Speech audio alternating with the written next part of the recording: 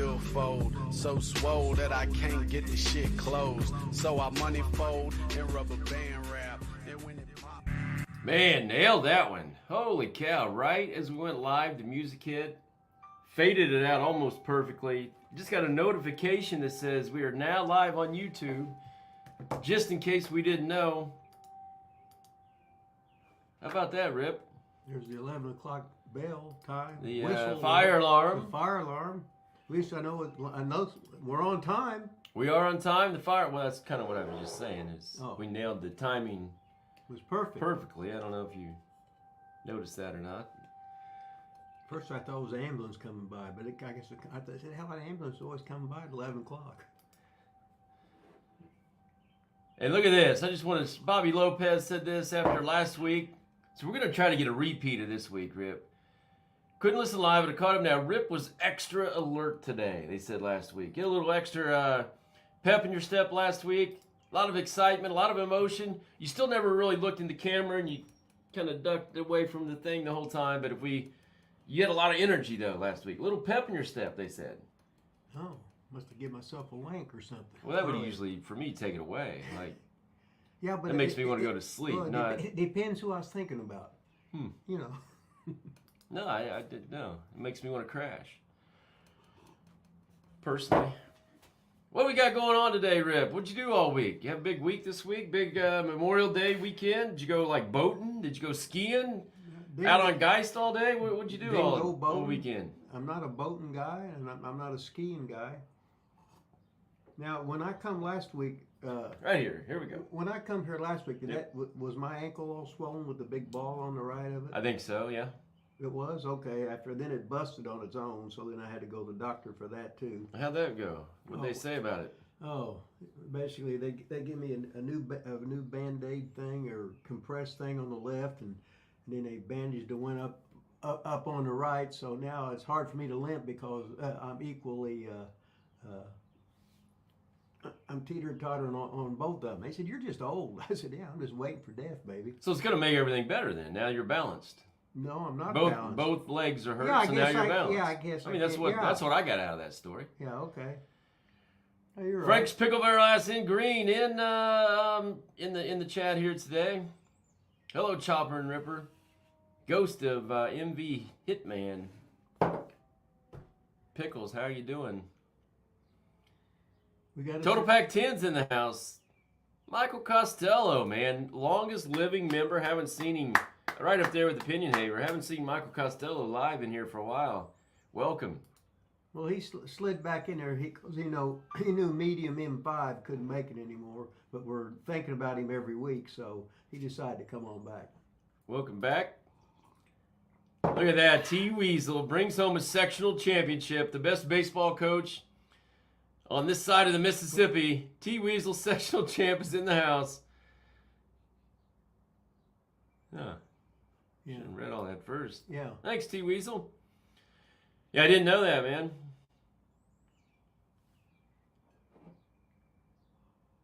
Hopefully John Myers is getting a little bit better. Congrats on the sectional, Weasel. Pinion Haver, there, look at that. The other longest living member in green. Pinion Haver, all the way from California. He knows everybody there. Everybody. I can just see the Weasel giving it his John Britton, Obby Dobby, and his clapping Mr. Positivity, Manny the Weasel Valverde. I can just see him playing Billy Martin and kicking that dirt up all the time when he's thinking, they screwed us. And then turn around with that big old fat neck with 8 hot dogs on it, look around and glare at everybody like he was tough. The Weasel. I ain't putting him over, though. Tyon in the house. Bull Digging in green in the house. George Jetson from outer space. Best part of the week. What's up? Tyon said, I really enjoyed the greatest weekend. Yeah, I just put that out today. I should have the, see if I can send this back to me and I'll get it up.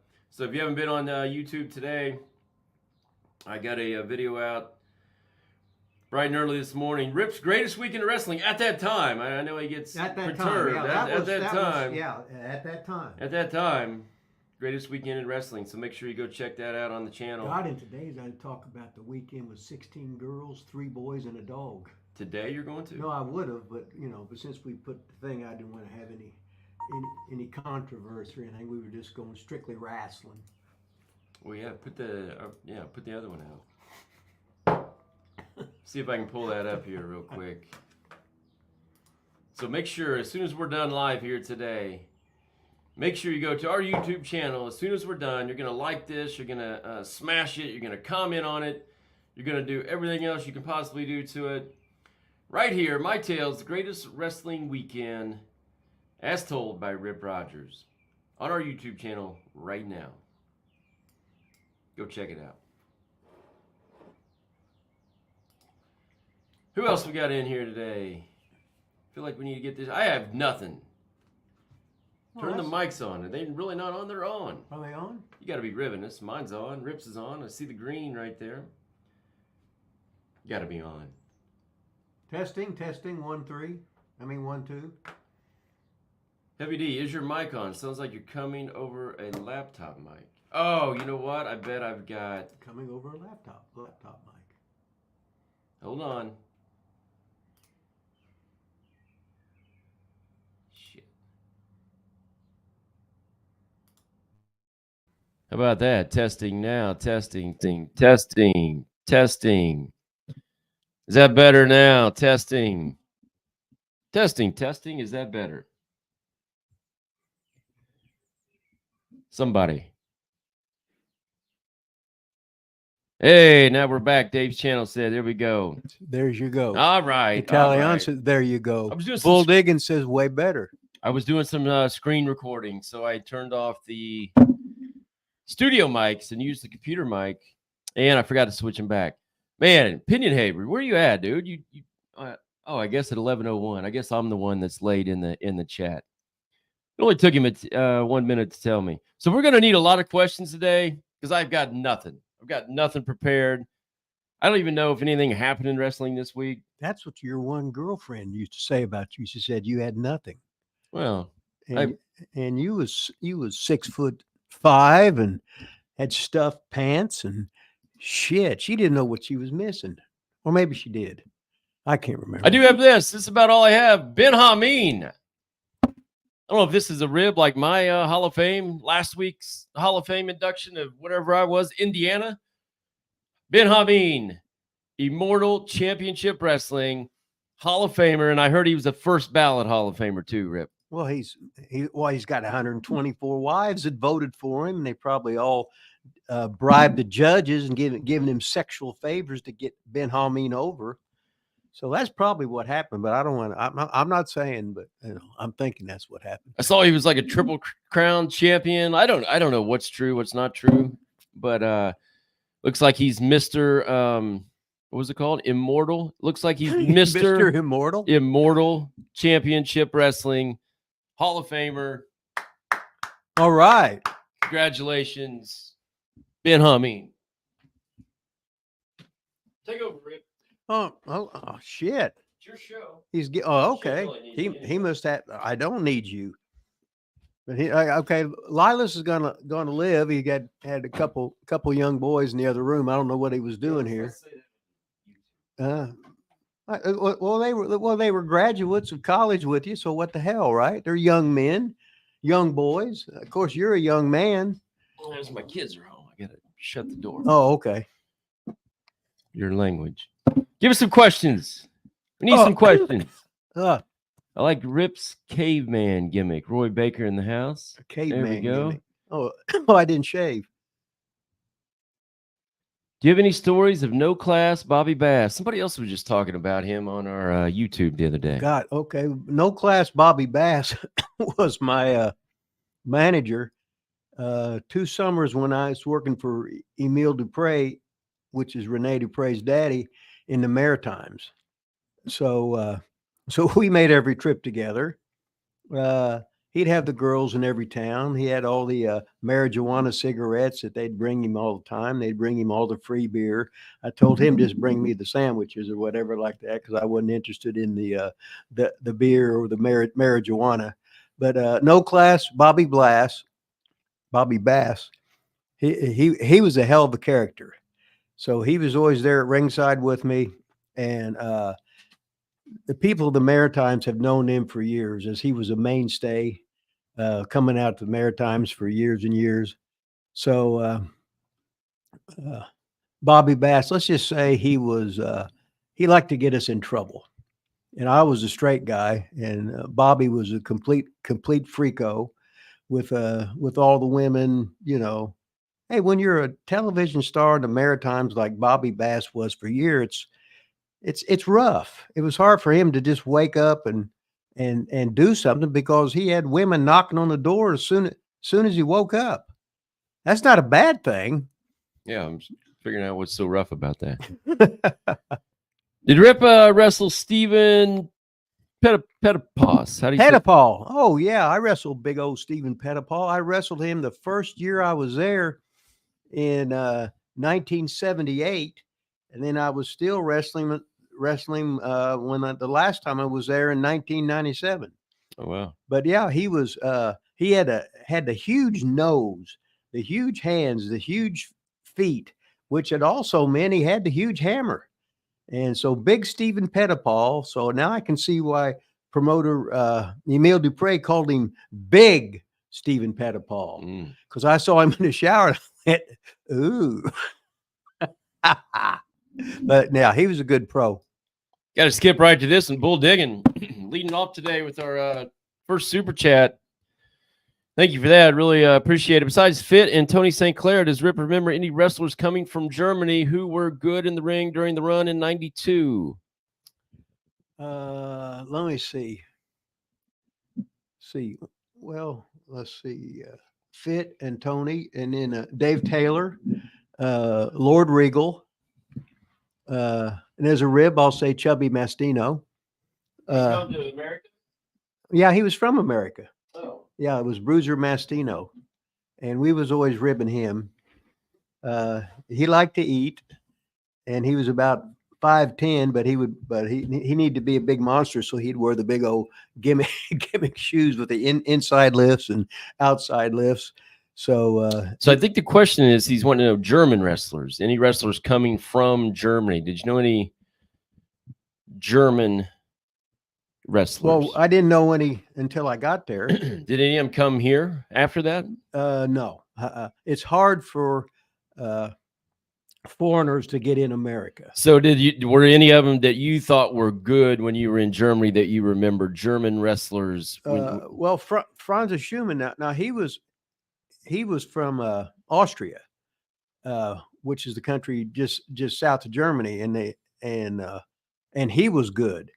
But the German wrestlers, they were older guys. They'd been wrestling for Otto for years and years, so they'd usually wrestle in England, and then they would come down and work for the seasonal thing for Otto in Dortmund and Hanover and Germany and Bremen and in Austria. Thanks, Bull Digging. Appreciate the question. Appreciate the super chat. Oh, wait a minute. Now, one more thing. Klaus Karoff. Now, he was an older German wrestler, and what we used to do a lot of times, I had my gimmicks, robes and stuff, and he had a thing where it'd be like two sticks sticking out. I think Randy Savage had it like where it would be like a big cape and everything. But a lot of times in the regular towns, one night I would be him and he would be me. So, and we'd tag team, but I would be dressed up like him and he'd be dressed up like me. So that was always cool. Macho Mark, do you reckon that Kenny Omega is tougher or less tough than George Goulas? Okay. Oh no, Kenny's got to be he's got to be Mike Tyson compared to compared to the George Goulas thing. I don't know if you've been watching lately, Macho Mark, but if you bring up Kenny Omega, not to toot my own horn, not to put myself over, but you are. But at one time, I was ranked higher than Kenny Omega in the PWI 500. Just throwing that out there, just in case you didn't know that. I think that one year, Manny the Weasel Valverde was in the top 500. I don't think so. I thought he must have. Frank's Pickle Barrel ass says, any Psycho Sid stories? Yeah, I got a nice Psycho Sid story. This was in working for WCW, and Sid, if you didn't know him, he's sort of like a bully. Well, sure. I mean, because he's just, my God, look at him. And then he was messing with somebody. So I got on him about messing with some guys that he was like scaring them and everything. So he smarted off to me. So I reached my hand. I reached my hand and put it down the back of my pants. What I did was I had a chocolate protein bar, but I'd palmed it, pulled it out, and I went "Ugh," like it was a turd. So I pulled that candy bar and I smashed it like so, and I went oh, oh, like that. So I freaked Send out like I was going to stick this. He thought it was a turd, stick it right up his face. But he took off running, and all of a sudden there was Big Sid going, Mr. Barnett, Mr. Barnett, he's crazy. He's crazy. Did he know why you were doing it? Did he know you were doing it because he was bullying guys? Well, I guess he knew what he was doing because I wouldn't, it really wasn't none of my business. But no, he was scaring these kids to death. Right, but I'm saying, does he know that you were sticking up for the bully? Does he know that's why, or not, or to the bully? Does he know that's why you were doing it? Well, let's say I wouldn't be confronting him if I wasn't sticking up for him because he thought you were just. Well, he thought I was crazy anyway. Yeah. So I said, well, this is a good. It was guys you took, I think. I can't remember. Yeah, who it probably was. It was like Dave the Rave or somebody. I think he told me that story. Possibly. Yeah. It might have been because I was bringing different every TV down in center stage. I would bring guys from home or meet him somewhere. Like the one time I brought Kane, where I made him sit. I didn't make him; he just got in the back seat, and there he was, all scrunched up like this. We drove to Atlanta, and I guess if he'd have said, "Hey, can I sit in the front?" And I'm getting squashed back here, but he didn't say a word. He was just so fucking nice. I just let him sit back there and shook my head. I said, well, ribs on him. I guess next time he'll ask. Yeah, he's younger. It's respect. He was right. And in today's world, I guess you wouldn't see any of that. On fire with the Super Chats today, Michael Costello. Welcome back, Jack. Rip, did you ever work with the British bugs like Giant Haystacks or Big Daddy? No, I was Haystacks come into WCW when I was there, but I never worked with him. Man, I can't believe it. Because they didn't put you with him. Oh, no, because he was like a monster heel. Right. Oh, heel. Yeah, he was a monster heel. Because hell, he was huge. And he knew Regal, so Regal got him in, and with Fit and Taylor and all those guys got him in there. So he had a nice little run, and then he got to go back home. But yeah, Giant Haystacks, he was a big star in England. But Big Daddy, no, I never got to work with him. I'm glad I didn't. As a matter of fact, Regal was when he was young in the business, always Big Daddy's tag team partner. Oh yeah. So Regal could go out and do all the wrestling, and Big Daddy could hold the rope, and then they could get the heat on Regal, and Big Daddy still holding the rope, and then Big Daddy could get through on the comeback where he'd do his big belly bumps, and that was about all he could do. But what the hell, right? Thanks, Michael Costello. Appreciate that. Now we're skipping back down. Look at that. We got another one. John Tucker, not only in green like Michael Costello, but he's also, and whoever did the bull digging, also with the super chat. Thanks, all right. John Tucker, welcome. Oh, what's his name? Rossi Ogawa. Is that how you say it? New female promotion Marigold. Should you book women different from men? How would you book a new promotion? Well, it depends what your vision is. I wouldn't book it like AEW, but then again, most people starting out in their first promotion really don't have a clue of what it is. And unless you've been in a wrestling business a long, long time, you would know the proper do's and don'ts and not just make up stuff on the fly.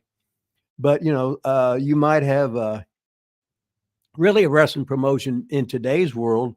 It have big guys, small guys, lucha guys, technical wrestlers, brawlers. You should give them the whole buffet, not just a menu of steak.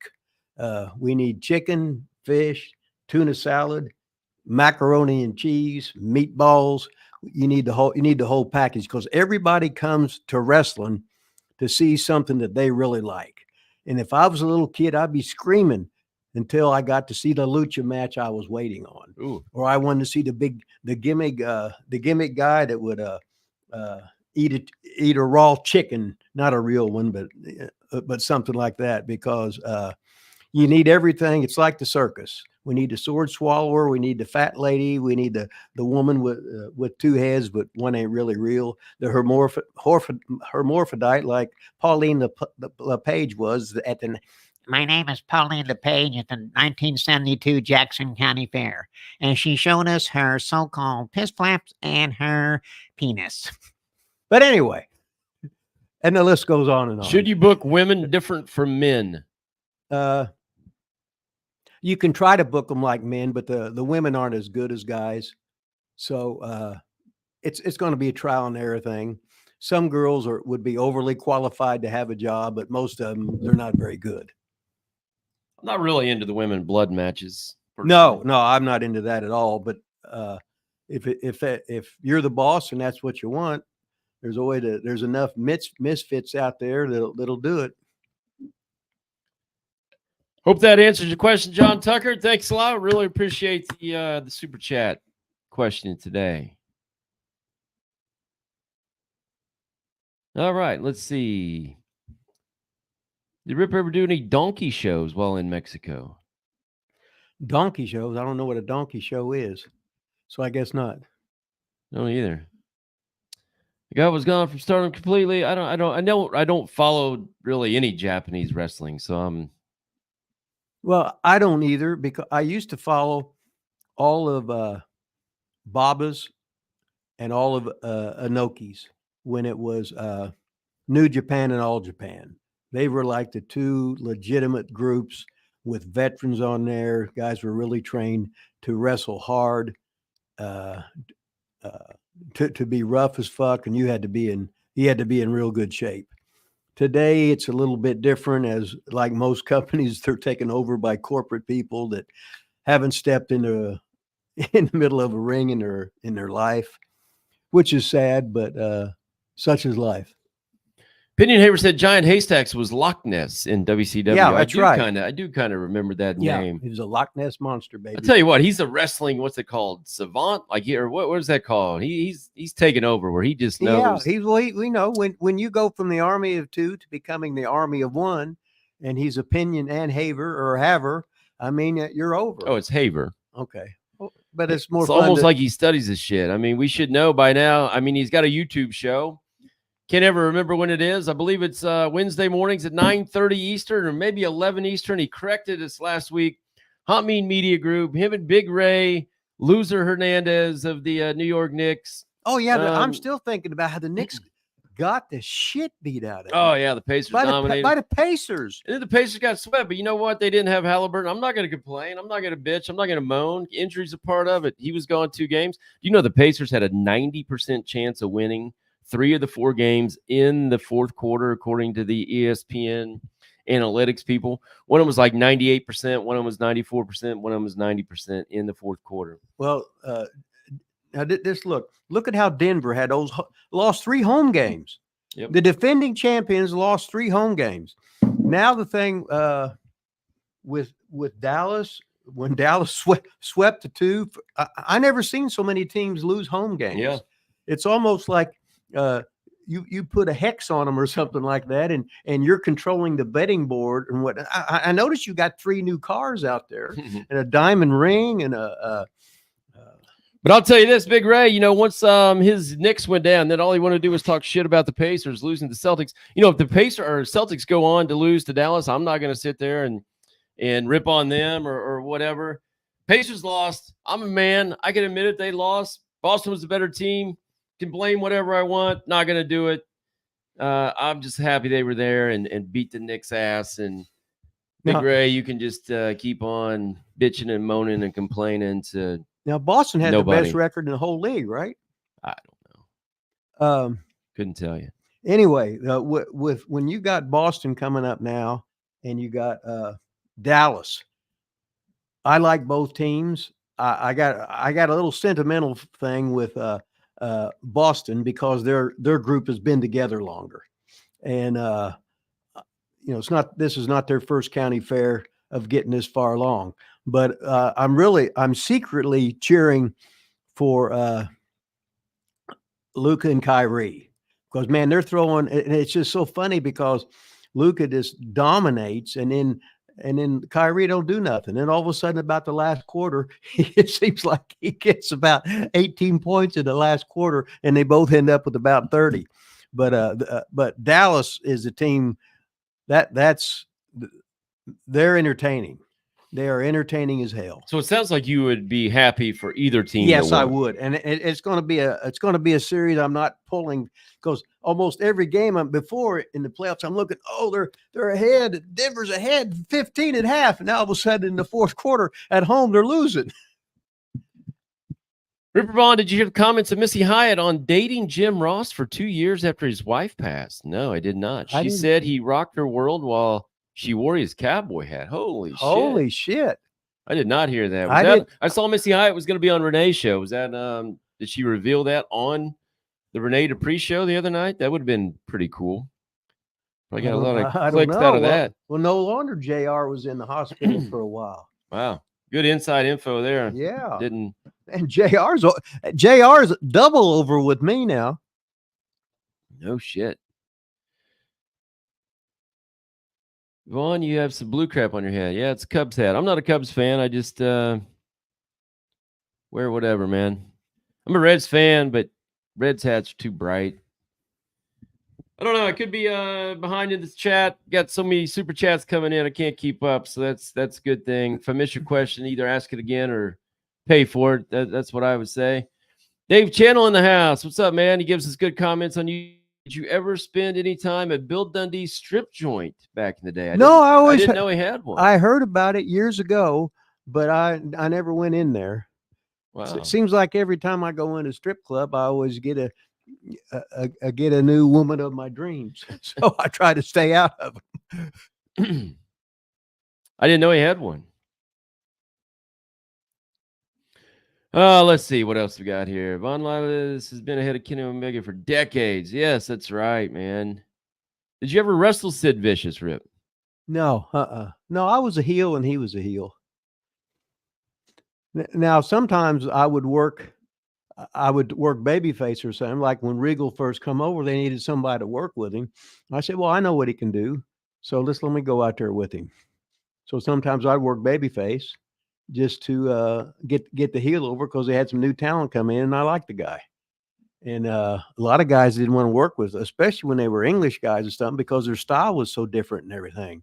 And they wouldn't know most American underneath guys, they haven't really been anywhere and they only know how to work a certain style, where the English guys can work a worldwide style, put it that way. Dave Channel said, Vaughn, did you know Hot Rod Biggs? I don't know Hot Rod Biggs. This is a rib question. Is that a real question? Don't know him. But Show Mark says, thoughts on former AEW champion missing in action Jamie Hayter. She can bump and thump. I don't know if she heard. I was always a huge fan of Jamie Hayter. Personally, I thought she was pretty good in the ring and pretty good to look at. I was always a fan. I just don't know. I mean, AEW, if you watch it, people just disappear all the time and never to be heard from again for many, many months, and there's really no explanation or whatever. So I don't know if she's hurt or not. What else we got here? Mike Swiper Monkey Show now. Is that, I don't know if that's real or not. What else we got? Talking some hoops. Hot Rod Biggs was an indie wrestler who just passed. No, I did not. I didn't know him. Bill Dundee Old Strip Club is now called Diamonds, funny enough, not owned by a stripper. Not owned by a stripper. Never been there, but somebody said it was right outside Paris, Tennessee, where we wrestled, or where we went with that for Adam Parsons. The first time, I think, was Paris, Tennessee. Big town, huge town there, Paris. Kidding.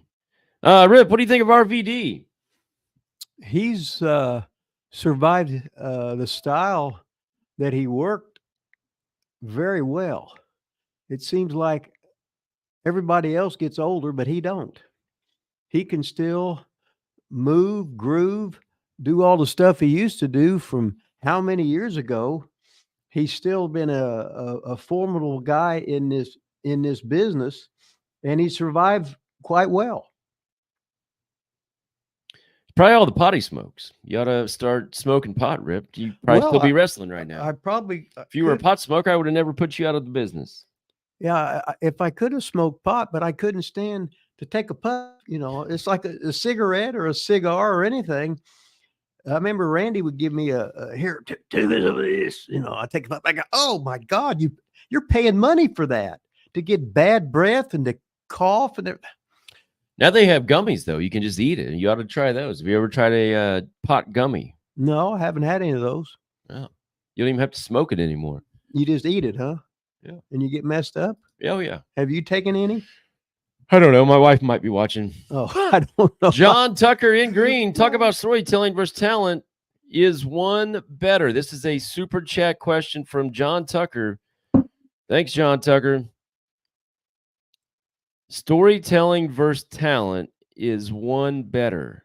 I guess, is he talking about is talking better than wrestling? Like, what makes a bigger star? I guess maybe, I don't know. No, is that what he's saying? it's being a character. It's storytelling. If you know how to be your gimmick, it's like Steve Austin. They got Steve Austin doing 5 or 6 things, and that's it.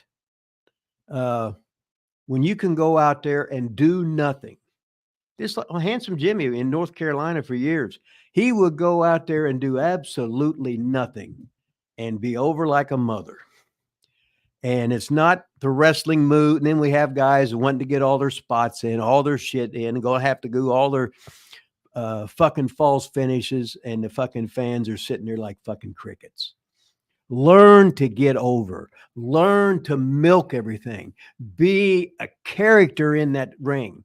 Slow the fuck down. When you're out there, they'll have guys and they'll want to get, whether it's a 10-minute match or a 3-minute match. Oh, I got to get these 10 things in. I said, yeah, when the time's right, I'll call them. If not, just do as I tell you. That was pretty simple, and that always worked. When the match was over, I said, that's the best match you had in a year because you didn't do hardly anything. You don't give them what you can do every time. You don't show the same old shit. Jesus Christ. Yeah, I mean, people will say that that's just how it is now, and that's never going away. But then also, I hear a lot about people saying all the time about, AEW was different. It's revolutionary and this, that, and the other, but the ratings continue to drop and drop and drop. So really, is it what everybody wants to see? I mean, that's kind of their thing. That's like, this is what everybody wants to see. Well, then why is not everybody watching it? That's like my reply. That's like if me and you was feuding, we could go on 6 months, 8 months, 9 months, whatever, and people would be interested. Whereas Tony Khan would bring these great wrestlers in, and then all of a sudden they do everything in the first match, even more stuff in the second match. By the third match, they're going, well, hell, he does everything, but he don't beat nobody. So now you're confused. The less you do, the better. The more your opponent sells, the better. The more covers you make means you can't beat anybody. In the old days, there were things which that people don't know about today is to working like an underneath guy or working like a main eventer. As Dick the Bruiser would say, if that ain't the finish, I ain't covering you. Period. Opinion Haver, a good point here, says storytelling is a talent. Right. I guess he just meant like physically wrestling would be my guess. But yes, definitely, I would think storytelling is a talent because not everybody can do that. Somebody asked earlier, I saw, and I can't remember. I went back and tried to find it. Somebody asked something about, did you ever want to slap the shit out of Jim Cornette? I think was kind of the question. Who, me? Well, yeah, sure wasn't me. Oh, what? No, he's just a manager getting heat. He's doing what he's supposed to do. I'm sure they meant like backstage, working with him at OVW when he was back, when you were both back together. Oh, I don't think he meant like. Oh, okay. In the ring. No. In the back, Jimmy's talking like a normal person. some and most slow. of the time. Now, but when Not all the time. okay, now Jimmy's at this level. So when somebody at this level does something really stupid and they should know better, that'd be like Billy Martin in baseball coaching the Yankees when the guy makes some stupid mistake, right? You know better than that. You know better than that. You know better than that. And you make the same mistake anyway. I can't believe, though, being a, let's say, manager, not the most built person in the world, probably not the most in shape person in the world, all his tantrums that he's ever thrown. I can't believe did anybody, to your knowledge, ever physically do anything to him that you know of? No. Can't believe nobody ever just hauled off and decked him. But look at it like this. If some guy beat me up, he beat up a 70-year-old man. Well, yeah, now, yeah. Okay, yeah. And so if Jimmy was physically an inferior specimen, he wasn't a fighter. So if you had knocked out the manager, people, yeah, you knocked out the manager, and then you say, God, what a fucking bully, beating on some guy that can't defend himself. You just got to look at it that way. Yeah. And I guess in his later years, he was kind of the boss at OVW, so you didn't want to necessarily beat up. Right. That'd be beat up the boss. You'd be gone from there.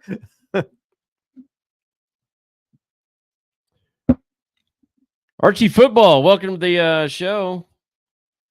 New name, looks like. Who's going to win in November? I don't even know what that means. I don't know either. November what? Cornette is only tough on the microphone. Well, that's the way pro wrestling is.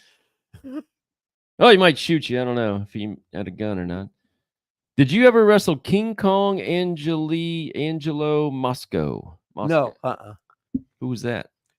Angelo Mosco was a guy that always worked the Northeast, Montreal, etc. Because he was a pro football legend. Angelo Mosco was in the CFL, and he was famous for that. And he was a big old lineman, and he turned out to be a pretty good pro wrestler, understanding the business. But he got over by being a pro football star in the Canadian Football League. Got any stories about Jumping Joe? Jumping Joe Savoldi? Savoldi, yes. Thank you. Really, no. He was just a star from yesteryear, long time ago. And the stories from a long time ago, they're so exaggerated now, but back then you would be walking to school in 10 feet of snow every day. But he was one of the stars of years and years ago. Jumping Joe Savoldi was. Somebody said it was revealed on Renee Dupree's show. Said Renee was looked a little shocked when Missy Hyatt revealed that she was nailing Jim Ross with the hat on. Well, all of a sudden, Jim's over with me even more. Yeah. What the hell, right? Yeah. Rip, have any stories about the original Sheik to share? Oh my God, the Sheik. Wow. I used to go up to Detroit and would work for the Sheik. And I'd get to do, they do TV at Channel 61 in Detroit. Then that night they would have a house show at Cobo Hall. But whenever the Sheik would be in a different office, like, so whenever I'd see the Sheik, he just treated me like a mark, and he'd just glare at me. And he'd roll his eyes and roll his head like he was a fucking nut. So it was one of those things where he just stays in character, and I'm not sure about this guy. You know what I mean? And when I go in to get paid and stuff, his wife Joyce, she would always write a check, or he'd have his son, Captain Ed George. He would come talk to me for the Sheik, and the Sheik would just be standing there, and he'd just be glaring at me. He was obviously fucking with me. So that was, and I didn't want to take him out of the moment. I said, man, this is awesome. If he's really that way, this is so cool. If he's not, and he's just playing a game, it's even better. What a character. That's why the Sheik was a lot of times for years and years was the greatest heel in the United States, because he never broke character. And he didn't take bumps. He would take rolls on the ground. Did you ever wrestle him? Oh hell no, I wouldn't have got in there to begin with. Did he ever have like a WWF match that you know of? I think he went into Madison Square Garden and he went everywhere. He TV was or just doing. I don't know. I heard different things about it, but Sheik was always a super guy in the NWA territory stuff. And at the time when the Sheik would work for Vince McMahon Sr., Vince McMahon Sr. was actually a member of the NWA because guys traded talents. They say, hey, I need somebody for this show. He said, and Sheik would tell him who he could send. Well, I could send you this guy, and that guy. Well, I'm just sitting there shaking about almost pissing my pants when the Sheik one time he just kept walking closer to me and walking closer to me. So I acted like he wasn't there. Then all of a sudden he's just glaring at me, right? And then all of a sudden I sort of moonwalked backwards so I could turn around and act like I had to go to the bathroom. I think I was really going to piss my pants or whatever. But and then when he come in to work for ICW later on, because Lanny, Angelo, and Randy, they all worked for Sheik years ago, and Lanny and Angelo, they were the United States tag team. Well, they had a world tag team champion thing. I think it was the Detroit thing. And that's when Lanny was a heel, but he had the long ice white hair, and he wrestled barefooted, and he would do all the flips and stuff as a heel. But the Sheik, he was one in a million. But when he come in and worked for ICW, he come in for a couple of weeks at a time, and then he would stay over at Angelo's house. Oh yeah, and he'd make all the trips with Angelo, so he could probably laugh and bullshit how he's working the guys and ribbing them. I'd like to see Sheik and Randy. Did they ever wrestle each other? Right. I got a picture of that in my phone somewhere of the Sheik and Randy. Oh, you do? Yeah, Randy. Yeah, Randy used to when after we left Nick Goulas and we done ICW tapings, but we hadn't. We made 10 of them, but we hadn't put any on the market yet. Randy used to go up and work all the Cobo Hall shows. So Randy worked a program with the Sheik in Cobo Hall. Oh wow! Well, I got that picture on my phone. I'll find it later. We can put it up or look at it. Did he get the pencil or whatever? Oh yeah. Did he really? Oh yeah. Yeah. The Sheik couldn't have a match without that pencil. And then that subbitch would always drop it, and the good guy would always get it. And they'd usually just roll to the floor. They'd fight outside. And Detroit used to be a really big drawing territory for years and years. And then after about 20 years of every other Friday night at Cobo Hall, the Sheik's thing sort of wore thin. Yeah, you need change. You need different talent. And then we all stick around too long and become shells of what do you call it? We're not very good anymore. We're old, and we can't see it, but everybody else can. But it's so much fun. Lucky for you, I put you out of your misery. You before did. You were too old. I do have some stuff on the Sheik. I think the ICW, when he went to ICW, I think it's on our channel. I think there was one video I remember he was wrestling a TV match against Bill Martin, and he was just bleeding. But they didn't show it. The tape I have, they said the ending was too gruesome. Yeah. We can't show it on TV. The TV was. He really did. Oh yeah, he was bleeding. He was bleeding buckets, and the TV wouldn't air it. Oh, I didn't know. I thought it was just a rib. No, it was. They wouldn't air part of the storyline. It was so. I mean, some people in the audience was leaving. Oh wow! And like it was so bad. I didn't know that was real. So yeah, I've got that tape or that match, and then they didn't show the end of it. And then there was another one like it's real bad footage. It, like can't see it real well, but he's like lighting a fire in the dressing room or something. Like he always did the thing where he'd throw fire.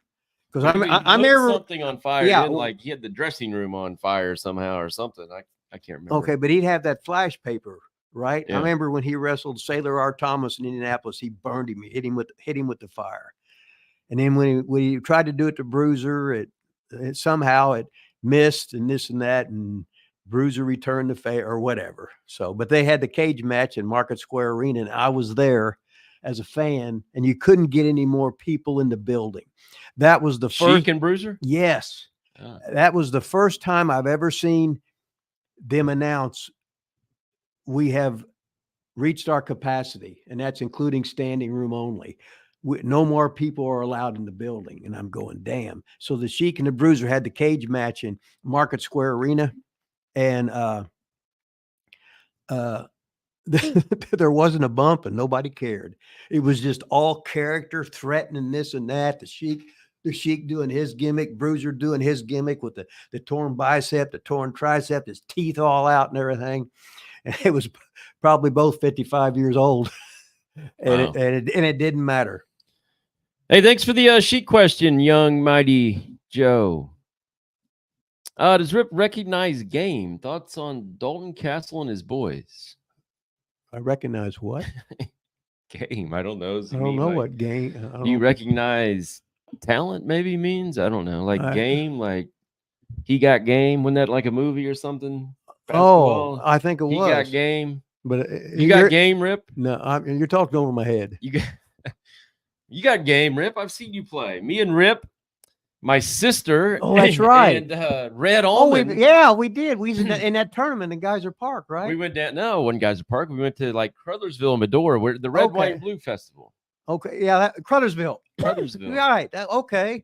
Me, Rip, my sister, the legendary Julie Von Dilligan from the all-time lead scorer in Butler history. Still, right? Still. And Red Almond. And Red Almond. The legend. Local legend from Seymour. Local legend of Geyser Park. He never wore any underwear, and you could only see his butt crack.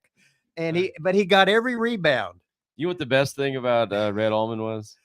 The best thing ever. Him talking. Well, sometimes he played barefoot, but he did play barefoot. He usually had those like Chuck Taylor high tops, or knockoffs with like no socks. But that's not even the best. The best thing is that he homeschooled all of his kids. That was the best thing. Oh, I'm not even going to touch that. All his kids were homeschooled. Wow. But anyway, we go to the Red, White, Blue Festival in Crothersville, Indiana. Look it up if you don't know Crothersville, Indiana. It's one of the biggest cities in the nation, I would say. Probably what's it, about 1,000 people? They got the flashing red lights there, don't they? And we were in this tournament.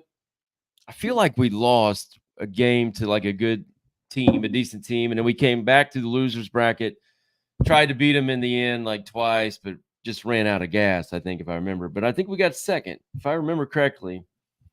We got second in the big Red, White, and Blue Festival basketball tournament. So Rip does have game.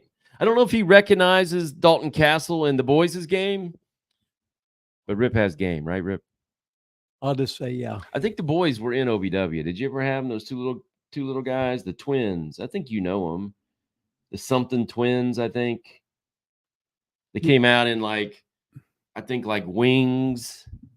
They were real like flamboyant, two little twin boys that you don't know. I thought you knew them from OVW or something. They were probably there when I was there, but people change. I can't see. And if I didn't give you a nickname, I wouldn't remember you. Then I'd remember the nickname, and I can't put it with your face. People change, guys. People change. What was your best match with Ric Flair? Did you only have the one, or did you wrestle him? No, that was it. That was all? Mm-hmm. I was always a heel, and he was always a heel pretty much. Did you ever meet Vince Sr.? Yeah, I worked for Vince Sr.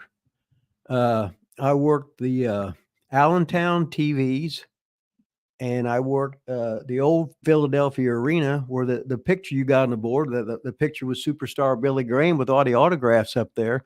They got a whole bunch of people on there where there's autographed, and most of them are dead. Yeah, they used to, WWF used to do TV in Allentown and the Philadelphia Arena. Did you ever wrestle Big John Studd? No, I was on cards with him, but never wrestled him. Oh, I was gonna try. I remember we worked for Dick the Bruiser, and he was Monster O'Connor. Oh, when he worked for Dick the Bruiser, yeah. Favorite booker in the business? He'll never say he's favorite. Who's my favorite booker in the business is me. Oh, yeah. Maybe you will then. Yeah. Archie Football, I mentioned earlier, says, worked for a moving company in Indianapolis in my 20s, came over from Ireland with a buddy.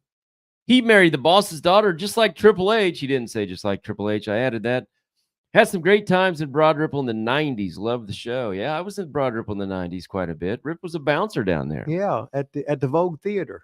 Yeah, you were at Peppers, CT Peppers, weren't you? Was that what it was? Yeah. But it was over on there. the corner. Okay, there. it was over there by the Vogue. That's Yeah. all I know. Any background on Omar Atlas?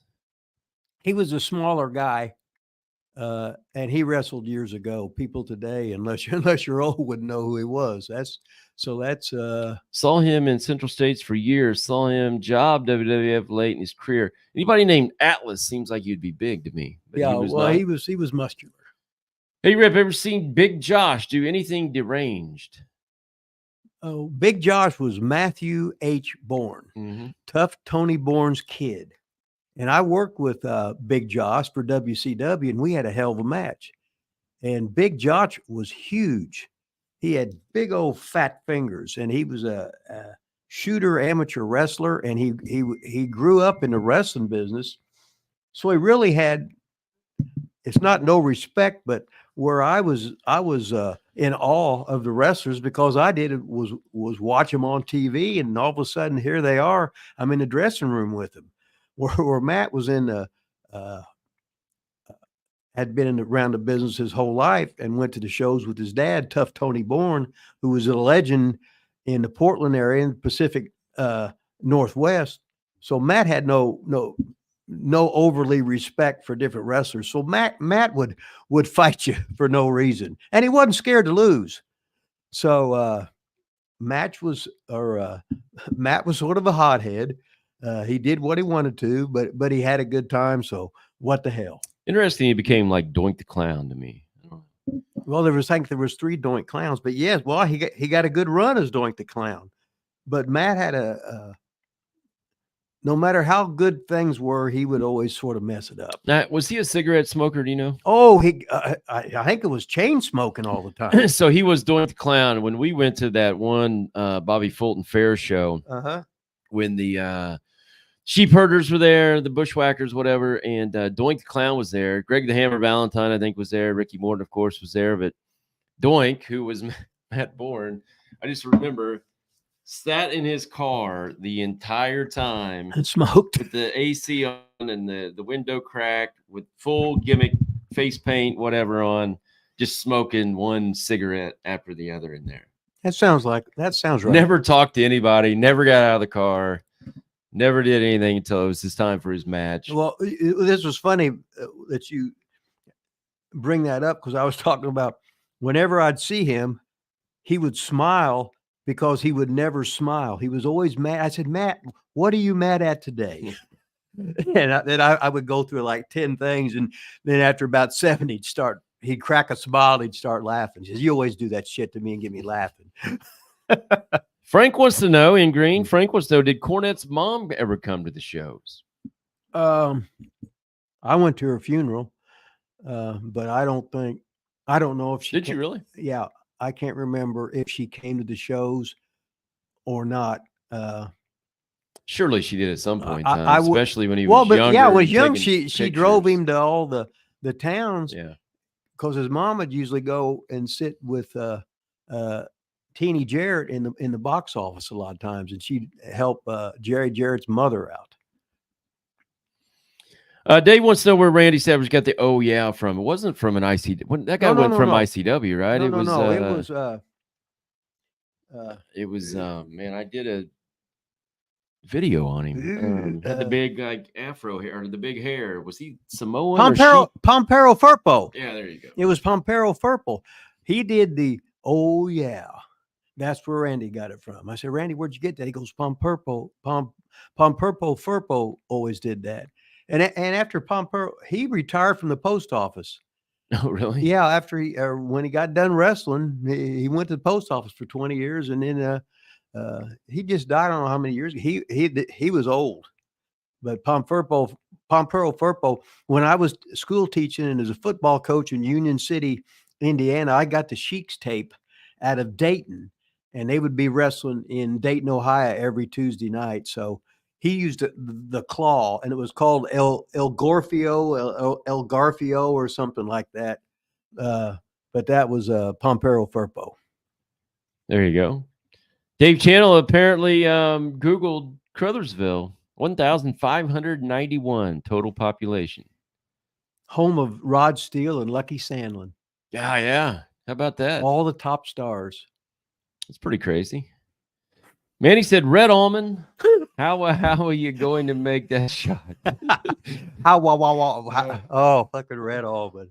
Only the Weasel could come out with that. How you? Jesus Christ. I got me, Troy, and Andy. I don't know. Andy Darkus, probably. Captain Ed George once stole the box office money, saying that he got held up when the Detroit territory was on its ass. Well, that was a normal move throughout every territory. they were always getting robbed. What year did Rip sleep with June Carter Cash? Frank wants to know. June Carter Cash. I can't place her. That was that Johnny Cash's old lady? I would think so. Yeah. No. Sleep with her? How about Johnny? Did you sleep with him? If he'd have paid me, I would have. Which would you rather sleep with, Johnny Cash or June Carter Well, Cash? it depends how much money I was getting offered. I'd have rather had the woman, but if Johnny was gonna, I guess he could talk dirty to me with that voice, and I'd probably explode without him even touching me. I bet Bottom Dollar Rip would get a hard on if he watched Dalton Castle and his boys cutting diamonds hard. Yeah, he said they're like flamboyant, and you were flamboyant, so you guys would probably want to have sex, I guess. Oh. Stephen Allen, aka Vito Andretti, is here. Manny is over with his aunt. It's pretty hot. Well, the Weasel probably talking shit or talking shit to her, and then she rewarded the Weasel. She brought him something to eat, or she put Manny over. She told him he was looking good. She told him them hot dogs on the back of his neck looked real attractive. She wanted to rub her hands through his hair. She told him he was coach of the year, and the woman must be blowing smoke up his ass if the Weasel will do that. John Tucker said 28 people are watching, only 6 likes. So what he's trying to say is get your ass up there and hit the thumbs up thing on this show right now. Make a couple comments. Also, don't forget, as soon as we're done here, which we're going to be wrapping this thing up for long, so we need some more questions if you got them. Make sure you go and watch Rip's Tales Greatest Wrestling Weekend from that time. At that time. Yeah. Maybe not the greatest wrestling weekend he's ever had, but I'm not going to get, write a million things in the title. So go watch that. Any other old shit we got, make sure you watch. Hey, we did sell a T-shirt, Rip. We sold a T-shirt. I haven't gotten the money for it yet, but over the Memorial Day sale, Stephen Keys bought like his 99th T-shirt. So thank you, Stephen, for that. I wonder if they are lower quality, and he wears them a couple times in the arms. Probably gives them away, Christmas, stuff like that, birthdays. Go buy a book of Rips here, the book on pro wrestling, lessons from Rip Rogers. I got mine still for Tony Khan. Tony, if you're watching, I know you're probably watching today.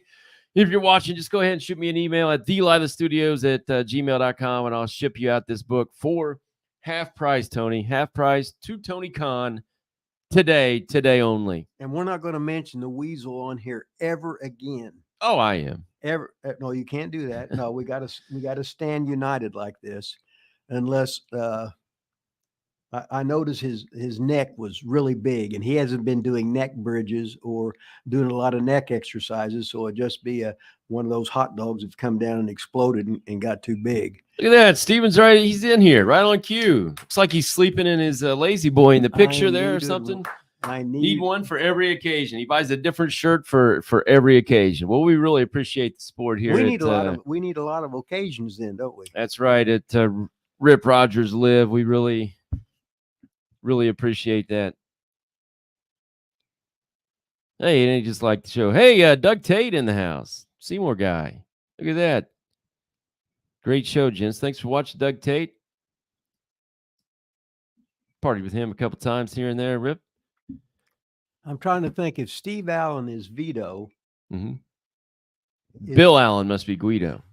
Yeah, I was going to think. Yeah, because they were the Andretti brothers, so they must have changed their names from the Allen brothers to the Andretti brothers. And they were the Pod brothers too, the Pawns of Destruction. Pawns of Destruction. They destructed a lot of stuff. I remember in OVW, everybody was like, they're just destructing everything around here. Remember that? No.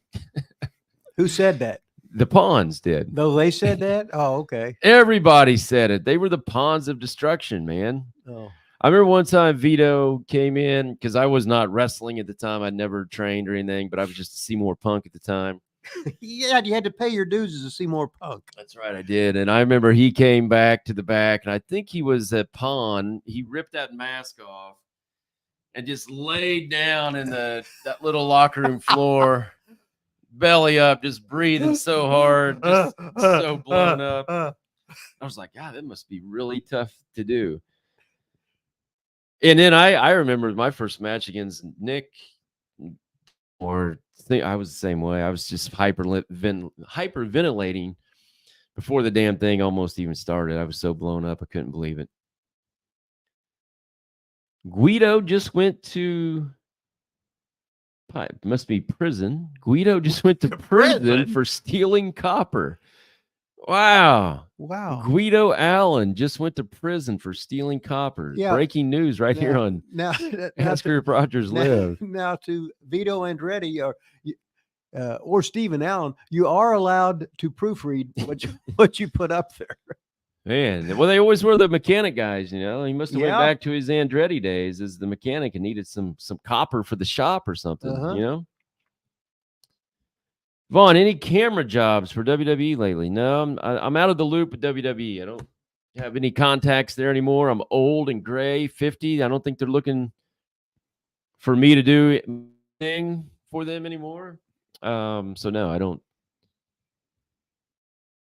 If that's what you're talking about, don't talk to him, really. Talion said Stephen Keys bought him a shirt. Said he's going on right now. Been wearing it for 3 straight days. Morning and night, comfortable, covered in dog hair. Still my best shirt. That's awesome. Who beat up Rip the most in the ring? Anybody beat you up a lot, Rip? Oh, it had been Lanny Poffo. Oh, yeah? I wrestled him probably 300 times. Really? And each time he had that great punch, but he got that great punch because he practiced on me. So I was usually get my jaw knocked out at least once a night. So just figured Lanny was nice and safe, and well, he was, but he wanted to get better. And you got to take something you don't do very much and do it a whole lot, and you turn your weakness into a strength. And his big right hand, man, he could punch you later on, but when he was learning that punch, he'd miss sometimes. Yeah, or hit sometimes. Yeah, he hit me. Yeah. Who was the actual booker in ICW? Randy. Did Miser did he ever No. help? I mean, no, really? Randy just Randy was ahead of everybody in everything. All Lanny wanted to do, Lanny didn't want to be there to begin with. he wanted to be out. Piper got him booked in Los Angeles as a heel, and then Randy said, "No, you're here, and we're going to make these tapes. We're going to do this, because this is what Dad wants, and that's the way it is." So Lanny was just doing what his dad wanted. Well, right on cue, Talion said, was Lanny as happy as he seemed? So maybe he wasn't as happy as he seemed. No, he just didn't really want to be there. He wanted to go, and when he's on the road, if you're in the road and your parents are there, and you're living over there and you're seeing them every day and listening to them every day, it ain't like you're 18 years old and in college as a freshman and you don't hear for your parents or whatever. You're out having a good time. It's like going to college and playing for your dad as the baseball coach in college, not being able to really do much. Was Rip a motorcycle guy? Oh, hell no. I got on a motorcycle once in my life, about wrecked it. That ended that. And I remember I fell down and it fell on my leg and it burned the shit out of me. So I said, well, never again. I learned, at least I learned with one time there. I'll never get on a motorcycle again. Fuck that. Rip does a lot of outdoor stuff. You Yeah, know, I'm Mr. motorcycles, Mr. and, Outdoors. 4-wheelers and boats, all that kind of stuff. He's a big outdoorsy guy. Hunts, fishes. Oh, wait a minute. I went hunt. I used to go fishing with my grandpa, Kurt Judd, and then I go hunting with him too. Then I actually watched him shoot this fucking rabbit, and he killed him. Well, sure, yeah. I know that. You think he was going to try to wound him? Well, I didn't really or miss him on purpose. I didn't know. I was a little kid, and I said, "I ain't never going to this shit again." That's what I thought. I didn't even think that way, but saying this shit, I said, I'm never going back there again. But there's Grandpa shooting a gun, killing rabbits, and then he that's like when I was over his house and he cut the chicken's head off, and then oh look, there's a chicken with his head cut off, and the chicken was running around the backyard, right? Then we ate it that night. I said, I didn't want to eat anymore until I got hungry, but you know what the hell, right? How many wanks is too many wanks per day, Rip? I think the norm's 3. 3? Mm-hmm. Everything's in 3s, huh? Yeah. If you want to get the build, boom, yeah. Does Rip practice transcendental meditation? I remember what that was, but I can't remember what it is now. I used to know what it was. So you don't practice it, I guess. I don't know what it is, but I always hear that, but that was years and years ago. Hey, Dave said if you're a fisherman, Rip, he's up there in South Shore, Massachusetts. Big smallmouth and largemouth. Well, I knew a girl that way. So, yeah. They had a big smallmouth. I think it's kind of weird. A big smallmouth, but big smallmouth doesn't make sense. All right, about ready to wrap this thing up. We're an hour and 6 in. Everybody agrees 3 wanks a day. I mean, if you haven't learned anything on this show today, you have now. See, Italian says 3 is correct. Frank Pickle Barrel says 3 is a. Everybody's saying 3. I mean, hella number or Holly number, whatever. I mean, everybody, it's all we do is here at Wrestling with Rip Rogers, Ask Rip Rogers Live. And from Germany, Bull Look, it says, yes, 3. Also with beers. Also with beers. Yeah, I'm not a beer guy, but. So take that. That's what we got here. You don't see that. You don't see that stuff on Vet Show when they are discussing NXT. They don't talk about how many wanks per day. Or Big Ray Hernandez don't talk about stuff like that, does he? No. He's just talking about how he hated Indiana Pacers because Indiana come into their house and they blew them away, but they had injuries and stuff. He just whines and cries. He's just like a little bitch. Hey, thanks, Bull Digging, Super Chat, Michael Costello, John Tucker. Anybody else I missed on the Super Chat? There's still John time. Tucker There's again. still time to send money in. Thanks for everybody in green that supports this show on a monthly basis. Thanks everybody that's on here today. Frank's Pickleberry ass is go watch. Somebody couldn't get any pussy. Go watch the thing I just put out. I'm trying to find the music here, Rip. You got music today? I pushed the right button. Have a great weekend. I can't believe my man Donald Trump. They said he was guilty. I can't believe that. 32 counts or something. Yeah, couldn't he slid on one of them at least? Make it so it wasn't unanimous. Big political show here. I guess everybody's going to send in money and he ain't going to pay nothing, or he'll just use their money.